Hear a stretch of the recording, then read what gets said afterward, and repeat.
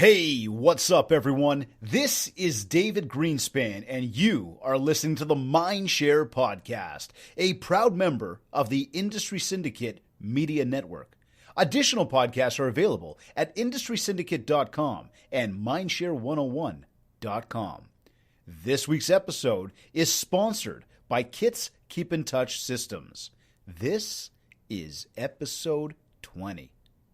So, he's a crusader in the world of real estate technology and says that one of his gifts, which was passed down by his mom, is the ability to connect with people. A strong background in technical sales and over 20 years experience in building amazing sales teams, he sits as senior account executive for the powerhouse that is Real Estate Webmasters out of Vancouver, BC. He's into fitness, his sports. He's a husband and father of 3 boys, as well as a Leafs fan. And he is also the host of the Anxiety Podcast. It is my pleasure to introduce Mr. Tim J.P. Collins to the Mindshare Podcast today. Thank you, my man. I really appreciate you being here today. Thank you so much for having me. I feel like I need to walk into the octagon or something. Yeah. You know, it's funny you bring that up. I just happened to be watching Here Comes the Boom at like 2 o'clock in the morning. I don't remember what his name is there, but it was a great, you know, the teacher that. Yeah. Anyways, a good movie. Anyway, buddy, listen, seriously, thank you for being here. You know my shtick. You know, we met, I think it was back at the C21 Canada conference when I was emceeing back a few years ago. But my thing is all about how to help our audience build a lot more mindshare. And just for anybody, you know, sort of who's going like, mindshare, what the hell? And if it is what the hell, then I've done a very bad job out there. But mindshare is that idea of top of mind, intuitive, instinctive reaction, right? It's that idea that somebody connects you with what you do for a living. So they think of the product or service, they think of you. They think of you, they think the products or service. And as we can get people doing that, it's like, I think websites and I'll think of you and I'll think of Morgan, I'll think of REW. That's mindshare. Yeah. So one of my big things here is obviously to make sure that our listeners are always walking away, learning how to build that mindshare, and giving them little nuggets they can use. So, you know, although I just listed off sort of like a whole bunch of like the who you are, I know there's a lot more to Tim Collins and your story. Can you give our audience a little glimpse into who you are, how long you've been working with realtors, sort of what's the deal with you know, your role over at REW? Just give us a little bit more about that. Yeah, for sure. So I originally born in Canada, but grew up in England, which speaks to the funny voice. But yeah, I've been with REW now for about 2 years. Prior to that, I was in the technology sales space for a long time. And in my spare time, I would then invest in real estate myself. So I kind of got into buying student rentals in and around the GTA area. And so I kind of bought my two sort of passion projects together, one being real estate and the other one being technology, and found an amazing sort of marriage of those two things with Real Estate Webmasters, where I now get to talk about real estate and technology stuff all the time. So that's kind of how I came to be here, and why I feel like REW was such a good fit for me personally. Interesting, man. Yeah, because I mean, when I look at I look at the connection that even you and Morgan have together. And I know there's a bunch of people over there that are doing an amazing job really building that brand. And I mean, I think one thing around building mindshare these days in today's world is really leveraging the technology much the way, you know, we all do. And I mean, you know, we talk about even coming up with content, and we talk about, you know, what do you put out there? And I mean, let's just be real blunt about it. And I know you're not shy about this, so it's not like I'm letting a cat out of a bag here, but like, you're taking pictures of the scale that you're stepping on as you're working out, and you're showing that to the world, you know, and I think that you know, call it what it is, but in a weird way to put this, but really take it for what it is. There's a great marriage between the idea of, again, technology and really building a brand and where you are with REW, right? Yeah. Because people now connect with you as a human being. Yeah. They now, you know, feel they can call you a little bit more, and potentially that, you know, leads the road to business. Yeah, and I think that's like thematically, I think that's a lot of the things that we'll talk about today. But for me, like creating some level of vulnerability so people get to see behind the curtain, because we all have these very shiny business personas where everything is seemingly fine, but everybody in their own personal lives is dealing with some challenges which we don't see, or they're striving to attain things or get better or improve themselves. So I think sharing some of that publicly, and the way that Morgan and I have done it is kind of in a accountability challenge where we support each other. And you see some of it on Facebook. We do a lot more in real life, where we talk about food and what you're training tonight and working out and kind of getting better, because for us, like, physically being in good shape then does have a knock-on effect to how we show up at work and how we can help and support our customers. So it's totally connected. I wanted to take a step back because we're talking about mindshare and we're on video, but the origin story of how I came to REW. So I looked on the website, and I think this is great for anybody listening in terms of how to make an impression. But I was looking on the website, and there was a role. I just came across Morgan one day, and actually he was telling a story on his social media about an interaction he'd had with a homeless person and how he'd helped them get somewhere. And I kind of saw this video and I was like, wow, that guy speaks to me. Like I'm hearing sort of some of his story, and I really was attracted to that. And then I went from him and I looked on the Real Estate Webmasters website. There was a job up and I was in the market for a new role. And I thought, right, I'm going to apply for that. But I literally didn't have a resume written up at the time. I just didn't have one. Morgan told me to write one very quickly shortly thereafter. But at the time I didn't have one. So I was like, I'm going to do something different. So I got my iPhone out. I set it up on my little tripod and I made a video. Basically, I was going for a role in sales or in engagement. So I made a video so I already had the job. And I was saying, hi, this is Tim Collins from Real Estate Webmasters. And today I would love to talk to you about real estate websites, et cetera, et cetera. And did a little 3 to 5 minute video, sent it off to Morgan, and probably, Morgan's a pretty well-connected guy online. He's usually there or thereabouts. But, 5 minutes later, he said, great, when can you come in? Or actually, he said, send me a resume. I said, I don't have one. He said, well, you better write one and then come in. So that's the story of how you got there. That's the story of how I got there. And everybody's like, oh, that's so creative to send a video. But I'm like, well, we all have cameras in our hands. Why not create something unique that displays who you are and introduces yourself? And if you're in the market, if you're an agent and you're looking to join a new brokerage, or you're looking to start a new job somewhere in the world, send a video in and you will blow people's minds, because nobody does it. I mean, I interview people all the time. Nobody ever sends a video in. What do you guys do over there with REW? Like, what's the deal there? How do you guys help people kind of build their business, really build mindshare out there? Yeah, so we're sort of the largest, one of the largest technology companies in real estate from a website and market and platform point of view. We're very well known for also having the ability to do custom work. So we've done award-winning websites in the custom space, all the way down to single agents we work with who really want to move to the next level. So our prototypical client is somebody who's aspirationally wanting to get to the top couple of percent in the industry. They want to make a difference. They want to have a beautiful front end looking website, but then they also need the CRM controls to be able to make it count and turn turn the interest into cash, turn it into customers and make it work. So for us, really, it's about, much like our business, it's about the community we have amongst our customers. That's a huge thing for us. But yeah, creating fantastic websites and giving people leading edge technology. We're very much in the mindset of, looking at what's out there today and not just iterating and improving on it, but really leapfrogging into what's the next thing in tech that's going to make a massive difference for agents out on the street. And that's what we build. So it's not just doing websites for people. You guys are trying to help people really step into that tech world. And for anybody that doesn't know, I mean, would I be right in saying that a big part of what that is and how you guys help people grow their biz and really get to that next place is through the world of online leads? Is that kind of the idea? Yeah, absolutely. So it's different things for different people. So depending on where you're at, if we're speaking to an agent, a team, or a brokerage, then often it's building a team of people who can follow up on internet leads that are quality, that are well generated, and helping them, and some of the stuff we'll talk about today, but helping them put in place the lead conversion best practices and the sort of tips and tricks that we've learned over the years to make them massively effective, number one. And then when you deal with, I work with a lot of our enterprise clients who then may have, 200 agents, 1,000 agents, a couple thousand agents.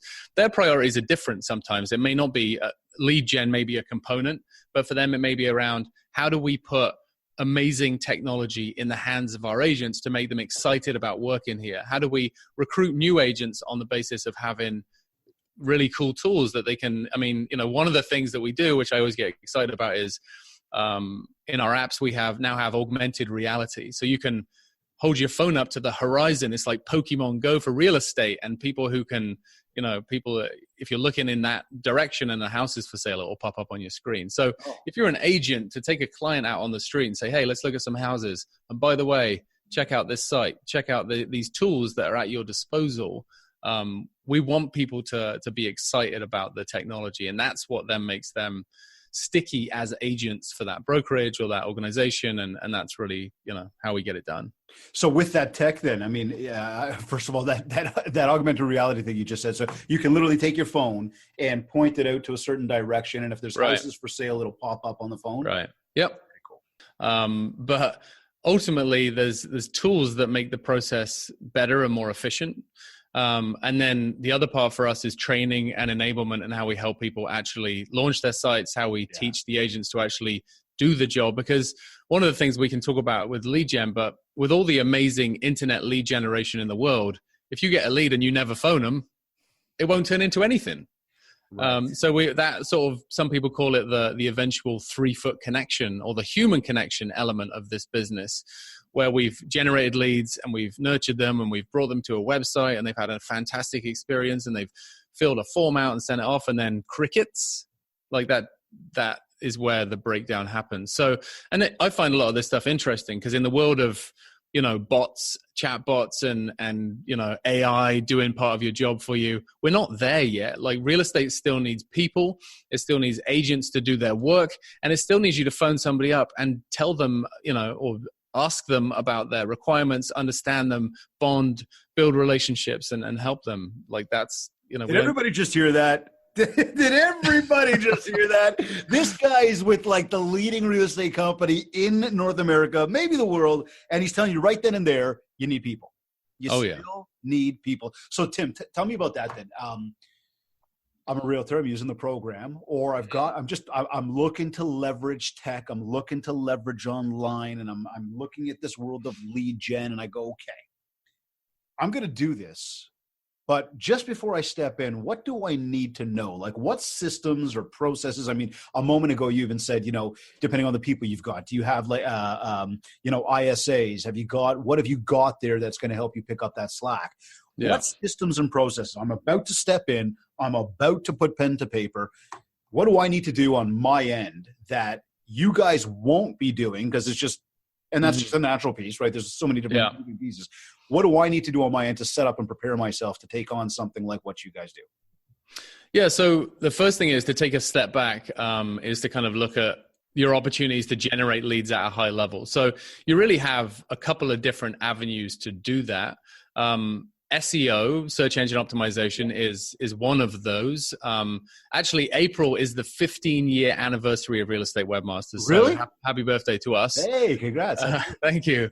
But Morgan Carey, who's our CEO and founder, he was formerly known as the SEO guy before he started this business. He was in the SEO business in other industries as well. And so he came into this with SEO in mind. And we've built the company throughout the 15 years on the back of that. But SEO is absolutely the long game. It's a long-term commitment to provide relevant content that's going to be beneficial for your viewers of your website, or any of your engagement. And so back in the day, before Google got all smart and grown up, it used to be that you could put specific links in and keywords and tags and do all this crazy stuff so that you would rank on the first page of Google. Side note, if you do get an email from anybody saying, I'll get you to rank at the top of Google, that's very difficult to do. No, it doesn't. You mean they're not like that person I didn't know that sent me that email, and that other person that I didn't know that sent me the exact same? It's not true. It doesn't work. No, the one that was in your spam folder is probably there for a good reason. We actually say to people, if you want to do SEO, cool, let's do a 2-year plan. Let's sit down and do a 2-year plan. Like, this is the long game. It's commitment. It's investing in content. It's investing in blogs. It's investing in community information and making you a rich, hyper-local resource for your area. That's really what it's about. And that's how Sorry, because again, this is where you and we understand it. And I think sometimes we take that for granted. And I only say that through experience of being out there with people, being up in front of groups and kind of looking, going, wait a second, I don't think they understand what I'm talking about. It's not that not everybody understands. And it's not, I'm not saying that people don't get it or people are stupid or anything like that. I'm just saying, I think right there from an SEO perspective. So search engine optimization, essentially all the keywords and everything else are going to help us rank higher, which means we will be found quicker, which increases our potential to be clicked on and create a lead, right? Yep. What kind of things am I doing, though, to pump up my SEO? I mean, we talk about community expert, everything else. Ideas, like what kind of stuff do I have to do as a realtor to do that? Yeah, I mean, it's a complex area, but it's relevant content that if you were a buyer or seller or you're a consumer, what would you be looking for? And Google over the years has got smart from, again, that sort of hacking the system to today. They care about real content. So are you providing information over and above information that's not available anywhere else in your community? Are you writing about topics and things that you can't find elsewhere on the internet? Are you taking your listings and properties that are for sale and enhancing your listing remarks and providing more detailed information on a property or additional media in terms of video and images that can't be found elsewhere? Those are the things that make a difference. It's really, keeping people's attention and keeping them on your site for longer by virtue of having better information. If you're trying to work the system, you won't work it. It's a strategic long-term approach for sure. Okay, perfect. And this again, for everybody listening, comes back to the creation of content. Getting Absolutely. Out there, right? Would you agree with that? Yeah, it's like it's the 10-year overnight success. That's what it is. And it's like building an audience on Facebook or building an audience on a podcast. It doesn't happen overnight. It takes time for people to find you and resonate with you and see your content and realize that you're in it, not just to sell a quick house, but to actually provide a service and to build long-term relationships. And listen, in real estate, everybody's utopia is they don't need internet leads. They just get referrals and word of mouth. And if you're an agent who's been doing it for 20 years, then maybe you're at that place. But you will know that takes time, and SEO is the same thing. It takes time to build the online version of that, the online credibility. It's the same thing. Great point made there. It's all about the long-term game. And I think that's something that everybody always needs to internalize. And I say this a lot, and I'll say it again like a broken record, but we tell investors that real estate's a long-term investment. Well, if you're in real estate, in the business of real estate, look at it as a long-term investment. For every person you meet every single day, just stay in touch. Just, again, build rapport, build mind share, but don't do it with a bat in your hand about, smacking them overhead with a sales pitch. If people enjoy you enough and trust you, know you, like you, and all that good stuff, one day they may knock on your door and ask you what you do. There's never any harm in putting it out to the world that this is what you do, that this is what you would like or how you can help them. But on the regular basis, this comes back to whether it's repeat referral business or it's search engine optimization and really trying to generate leads. It's a long-term project. It's something that you've got to be focused and dedicated on every single day to be putting that content out there and building that rapport. Yeah. So with that then, Tim, but there's also a quick fix. There's part two. There's a quick fix for the instant gratification people out there. So if SEO is the long game, you then also have things like, still the most beneficial way of doing it is Google Ads, or PPC as it's known in the space, where if you look on, and you can do this if you're at home or wherever you are now, if you go onto Google and type in homes for sale in your town, homes for sale in Toronto, or homes for sale in Ottawa, or wherever you're watching this from, or in New York, you will see at the top of the Google result, it will have, the first few results will have ad written next to them, just ad inside a little box. That means that somebody is paid to be there. So one of the things that we do when we're strategizing with our clients is we say, right, you want to do SEO, that's going to take some time. Great, let's work on that. But if you want leads tomorrow, and I mean like tomorrow, once we've set it up, you can set up a Google Ads campaign. Internally, we have a team of people who've been doing this for, a decade plus. Yeah. And all we do is we basically look at worldwide, but predominantly North American market, and say, what are the keywords and terms and searches and phrases that resonate really well and work really well for Google Ads? We then take that and apply that to your particular market. So all of that expertise, and for us, it's kind of heuristic. So as we see things work well in different markets, we can apply that to your market. We can put in our secret sauce, our well-known recipe of success, apply that to your market. And within, a day or two, people will go to your website, fill out your form, and you'll start getting leads. So, and then it's about having the system and the process in the background to capture. Absolutely. Yeah. And then you guys have that CRM. Right. And then, from then it's like it's end to end. So you capture it because your site looks awesome. You get them to a listing. They inquire about a listing. They're like, oh, I want some more information because this website is awesome and I need more. They fill the form out. That gets through to the CRM. Then we get to like rubber meets the road. That's the bit which is critical. From there is like, how long does it take you to respond? How do you respond? What's the conversation you're having? And these are a few points that we can touch on. Are these things that you help these people with? Yeah, absolutely. And one of the things we often talk about is the lead with our clients is we help them with lead conversion best practices. And I've probably got some resources that you can share after this as well in terms of links to some of the blog posts that we've put out, which are public. Sorry, go ahead, finish that point. I didn't mean to cut you off there. No, it's fine. I was going to say we can share what that looks like in absolutely. By all means, if you've got that, I mean, I'd love to put that out there to people. Whatever I can do to help you guys get that word out. I mean, I've also got the Mindshare Challengers group. We're going to be getting into lead gen and funnels and all that in week 5. So that's going to be about 2 weeks from now. So tomorrow we get in social media boot camp. Next week is This Is in Hollywood. And then we get into the World Wide Web. So let me ask you this then, in terms of a cost factor, just because I want to ask you about your podcast, but from a cost factor around REW, what's kind of like my low cost buy-in to get a website and sort of get set up with this thing with that idea of lead gen. So not just basically getting a website, because there's a lot of places that can get websites. We offer websites, but we naturally, and you and I have had this conversation a few times off camera, but we don't offer what you guys offer. Yeah. Our websites are part of a package that we offer within kits, very low cost, very effective, but we're not going the distance that you guys do with the lead gen and all that stuff. Yeah, for sure. So I'm going to talk about that, but just before I do, I want to give people like a couple of actionable things that they can do around lead conversion best practices. So if you never become a customer of ours, but you take away something from this conversation, thank you. This is what I would recommend. There's some statistic came out from Inman recently that you're 22. No, I'm joking. You're 22 times more likely to convert if you contact your lead within the first 5 minutes. 22 times more likely. Within the first hour? In the first 5 minutes. Convert in the first 5 minutes, okay. And the other one, which kind of blows me away, is you're 238% more likely to convert the lead if you contact them first. So speed to lead is absolutely a real thing. And that's why, again, for us, like a key component of our technology, we have an REW Leads app. So if you're an agent and you use our platform, when a new lead registers on the site, you get a little bing and a little vibrate, and you pick up your phone. You're like, oh, I got a new lead. I'm excited. I'm going to click the button and phone them right now. Hello. And we do this in our business. You phone them up and say, hello, I saw you recently registered on our website. And they're like, yeah, I'm on the website right now.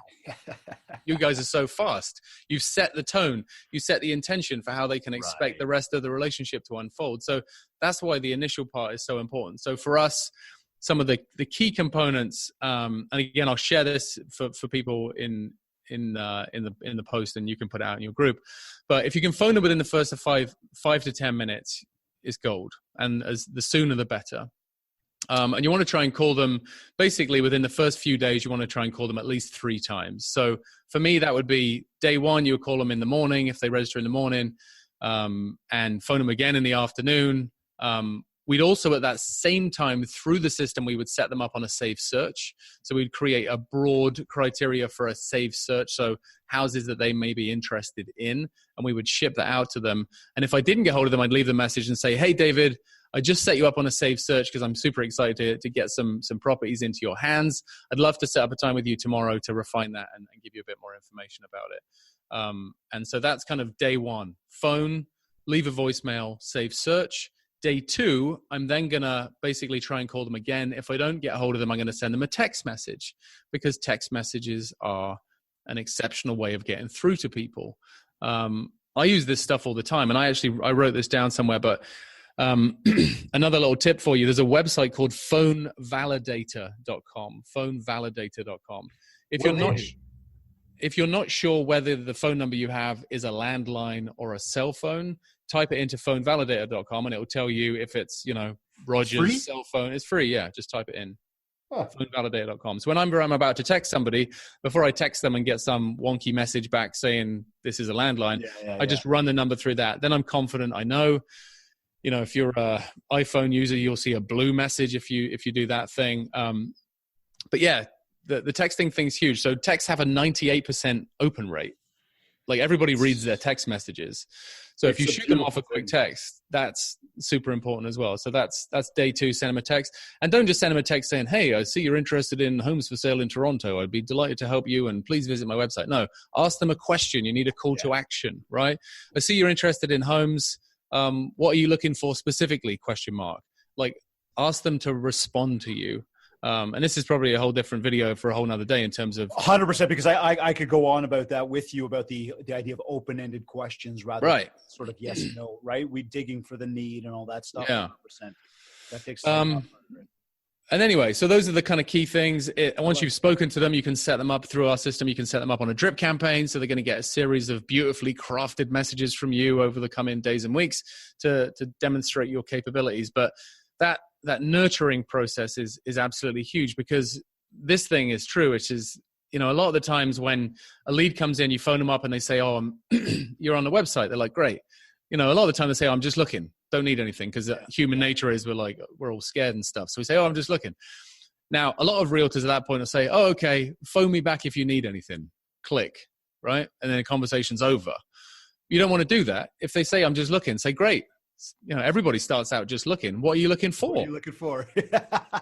It's so easy. What made you start looking? What initiated this search for you? They might be like, well, my friend's the house is for sale down the street, so I just wanted to see what their house is worth. And now, oh, great, okay. So, how long have you been in your place for? How big's your family? Do you love living in Scarborough, or do you want to move to Ajax? Like, I don't know, just starting that conversation and getting to know them a bit better and trying to peel back the layers of the onion, if you will, to understand sort of where they're at. Because if they don't buy today or they don't sell today, they're going to be doing it in 4 years' time, statistically on average. And so you're building and nurturing relationships for the future. And I have a great example of this is myself. So prior to permanently moving to Canada, I used to come and visit friends and family. And I came to Mississauga once. I was in Mississauga and I just saw this massive, big 2,500 square foot house. And I was like, that looks amazing. I'm going to go and walk in. So I walked in and shook hands with the realtor, and he said hi. And I said, how much does this house cost? And he said, now it's probably $1 million. At the time, it was like 500 grand. I was like, all right, 500 grand. That in London, you get like a small shoebox for 500 grand.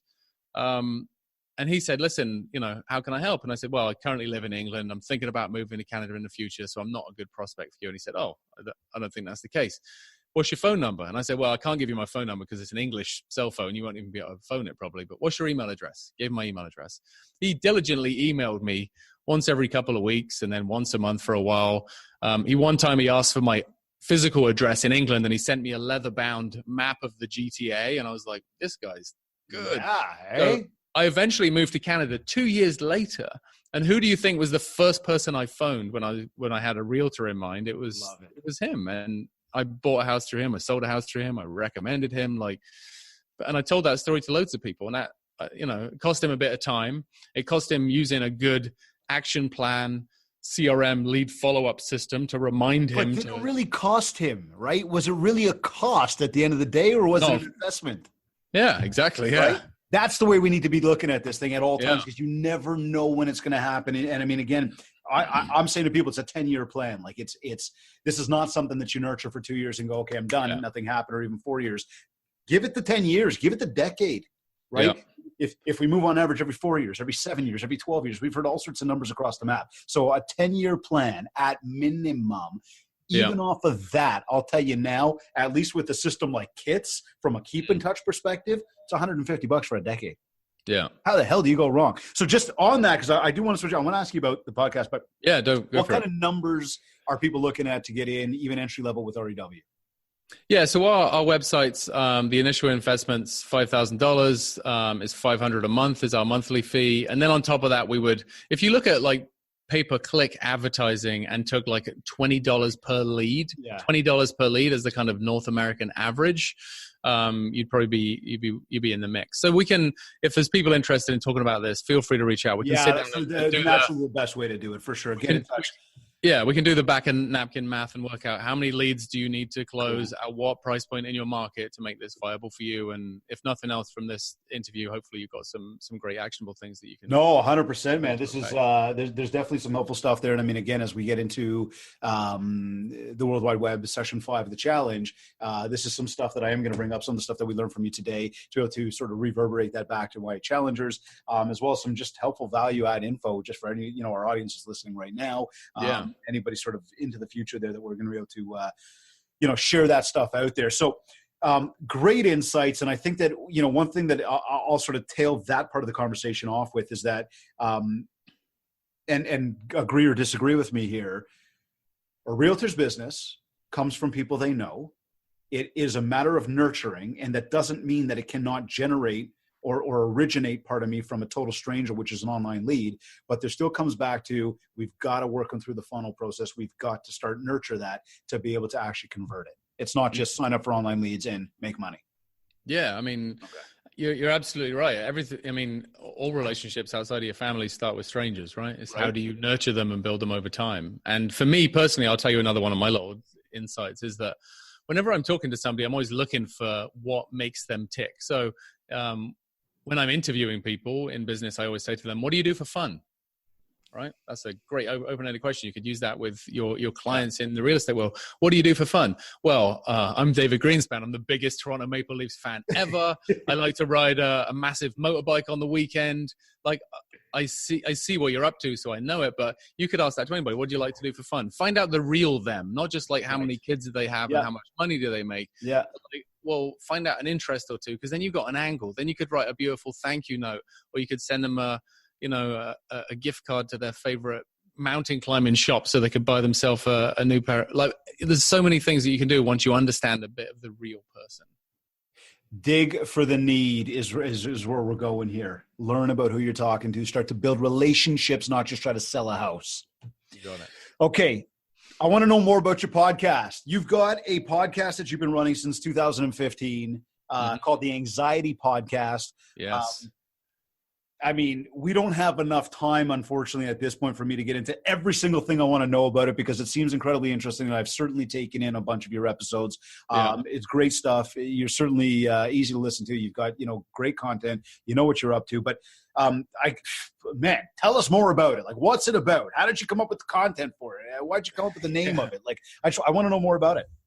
Yeah, so for me, it came from the story of my life. It came from the necessity to change. So I was kind of, and going back to right at the start of this conversation, we talked about the health and fitness components. Yep. And, at one point in my life, I was 40 pounds heavier. I wasn't taking care of myself at all well. I was drinking too much and staying up too late and just generally not taking care of myself. And anxiety was the output of that for me. So I started to feel very anxious. I had a very, monumental panic attack one time, which kind of kicked it all off for me, which was, and anybody who does public speaking can resonate because we all feel it a bit. But I walked up on stage, I went to deliver my presentation, and I completely blanked. Like I had nothing. I felt like I was having a heart attack. I started to sweat, complete meltdown. And, for me, that was a result of years of neglect. The night before I was doing that talk, I was out drinking, thinking, I can stay up till 2 a.m. and get up at 8 and do a presentation and drink a double espresso on the way to no, you can't, Tim, not anymore, not today. And so that and anybody who's experienced anxiety or depression or anything of that nature, it's hard to resonate with people who have it if you haven't experienced it. But once you have, then you're like, okay, this is some real stuff and I need to take a good look at it. So the Anxiety Podcast is sort of my evolution of healing myself and saying, well, how do I make myself feel better? What's important? And I've implemented a lot of these things in my life. So a lot of it was like, where do I live? Who are the relationships I have? What do I do for work? How do I take care of my physical self and my mental health and all those types of things? So I sort of started documenting the journey. And then I went out and looked for experts in anxiety and mental health and depression and interviewed them about their stories, so that I could kind of pull together this pool of knowledge. And now, the Anxiety Podcast is up to 355 episodes. And people say, well, what's the connection between that and what I do now? The thing is, for me, it's all about human connection. It's all about people. So one of the huge benefits of having the Anxiety Podcast is when people meet me, they're like, oh, I heard about your podcast. And they start telling me about their own things that are going on, something in a relationship or something where they've felt a bit down or they're having a tough time. And so vulnerability is the gateway to deeper connection. Do you enjoy that conversation with people? Yeah, I love it because you find out the truth. Because I think that, looking at the title of the podcast, the Anxiety Podcast, that's the first thing you naturally think about is did this guy go through it on his own? What's his expertise in it? Oh my God, you're talking about anxiety. I have anxiety. I want to talk to you. I want to try to voice myself, right? Because I think that, I've certainly suffered through it 100%. I mean, you go every day. You're working hard. We're all trying to get somewhere. We're all trying to, we're all like literally over connected these days, right? Like there's so much to have to take on that, and then you can fall into spouts of depression or whatever it be because you're seeing, what the world has to offer, yet you're looking at what you got and kind of going, I haven't got. And again, I think that that's a big part of this technology, this connection we've got these days. But there's a lot more people that suffer from this stuff than not, and a lot more people that suffer from it that would never admit it. Yeah. And I think that's changed a little bit. I mean, if you look at statistics, 25% of people in North America have suffered with anxiety at some point in their lives. I think it's being talked about more now than ever because of a lot of great work that people have done, including the podcast, like getting the word out there. Like a lot of people look at me and they think, oh, Tim, he's great and he's got a good life and everything's easy. Like, no, it hasn't been easy. It's been really difficult sometimes. And I've been to some dark places and people don't realize that. And so putting it out there is kind of like, I get emails and messages from people on a weekly basis saying, you saved my life. Or you changed my life. I was close to the edge, or I thought I was the only, anxiety does this weird thing where we feel like we're inherently broken and isolated and nobody could possibly feel as bad as I'm feeling right now. And so that's my public service, is to sort of put that out there and say, you're not alone. It's not just you. And the real truth is, if you really get down to the brass tacks of it, is that every human suffers with something, right? We're all perfectly imperfect. And so for you, it might be anxiety, it might be depression, it might be confidence, it might be the imposter syndrome, it could be all sorts of things. But we all have times in our lives where we don't quite feel right.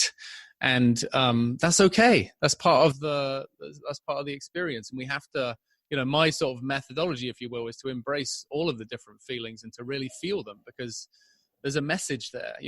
With anxiety itself, I think that if you're constantly anxious, I think that's a signal that you're out of alignment somewhere in your life.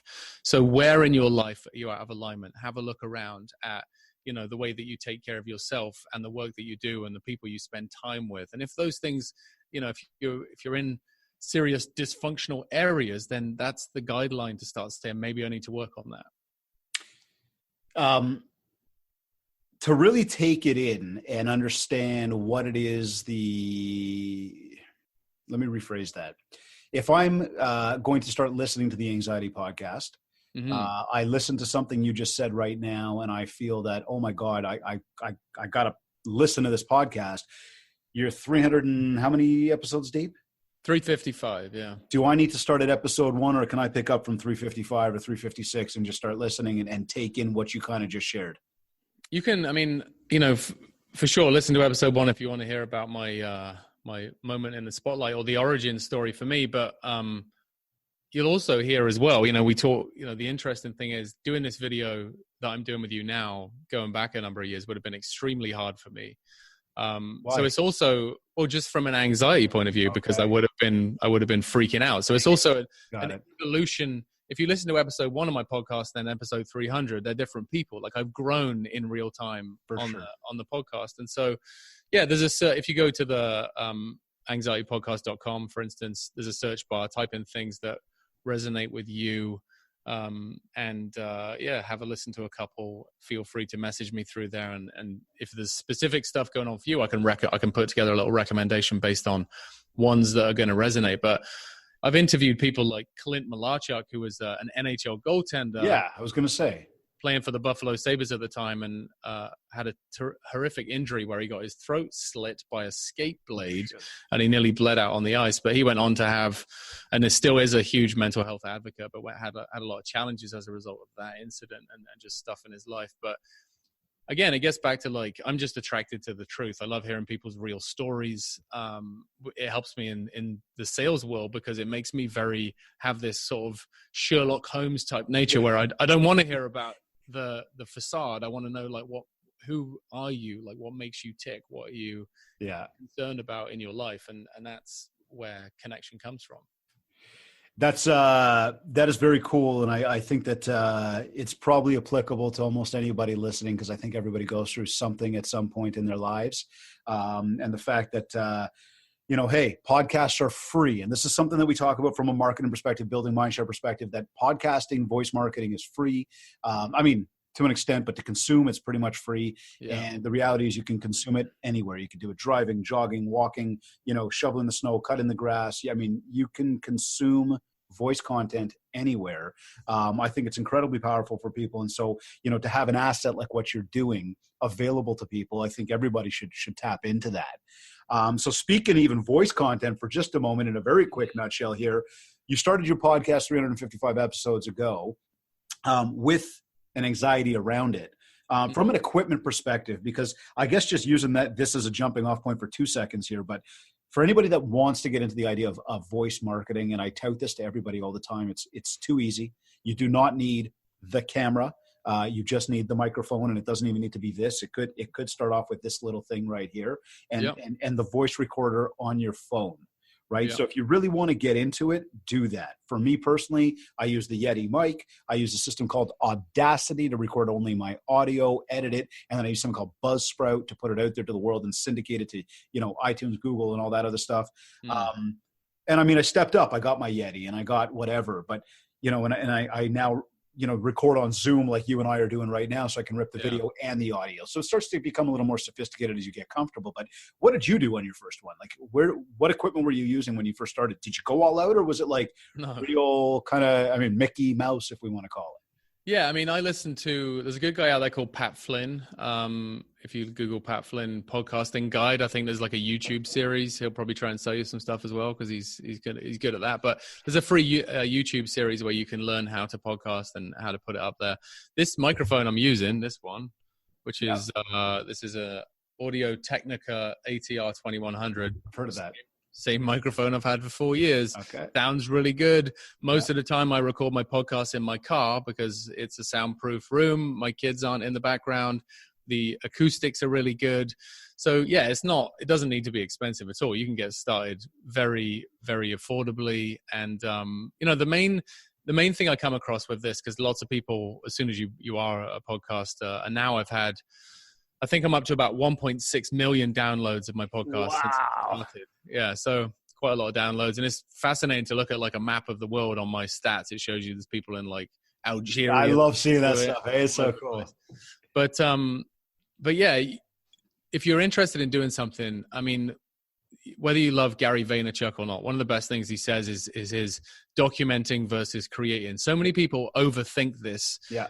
Like, I got to have the perfect idea and I need to have all the bells and whistles and it's got to be on iTunes and YouTube. No, it doesn't. Like, pick the thing that resonates most with you and start telling your story. That's all I did. And it kind of evolved into something beautiful and something that's useful to other people. Have I fully monetized it yet and like squeezed all the juice out of it? No, but I enjoy the process, right? Yeah. And at this point, it pays for itself and it's my little side passion project and I love it. So just start is the answer. Like most things in life, just start today, do something, write down your first couple of ideas and start talking about it. And you'll get better over time. You'll improve, your content will improve, people will be on the journey with you. They don't want perfect, because perfect makes other people feel bad. Like, get better in real time. That's good. That's it, buddy. No, that's awesome advice. Amazing content today. I thank you, but I've got a very, very important question before we tail this off today. Yes. Leafs or Boston tonight, buddy? It's got to be the Leafs. Ah! Leafs for the win. Oh my God, I am so nervous. I was saying this to you before. I just want it to be 10 o'clock. I just want to know that we won, like even 1-0. I don't care. Just please. Yeah.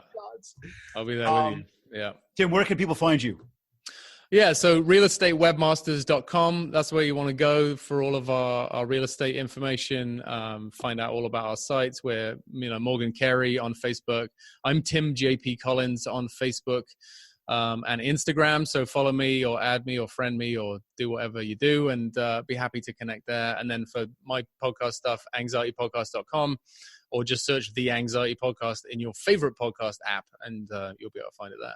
Amazing, brother. Thank you so much for making the time today, and a big go Leafs go. Yeah, thanks, buddy. Take care.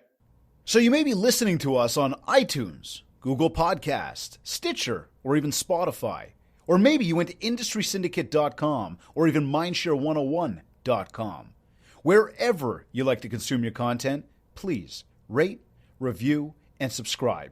And if you haven't yet, connect with me on Facebook at Mindshare101 and on Instagram at DavidGreenspan101.